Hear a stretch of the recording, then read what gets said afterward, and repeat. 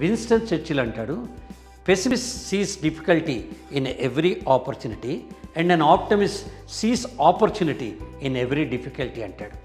అంటే ఓ తలుపు మూసుకుంటే మరో తలుపు తెరుచుకుంటుంది. ఏం జరిగినా మన మంచి కోసమే జరుగుతుంది అనుకోవాలి.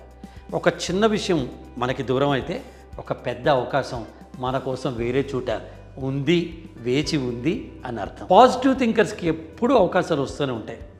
ప్రతి మలుపుని వారు కొత్త దారిలో చూస్తారు. నాకే ఇది ఎందుకయింది అంటూ నెగిటివ్గా ఆలోచించకుండా, ఓ నాకు ఇది జరిగిపోయింది, ఇప్పుడు నేనేం చెయ్యాలి అని ఆలోచిస్తే కొత్త అవకాశం కనిపిస్తుంది.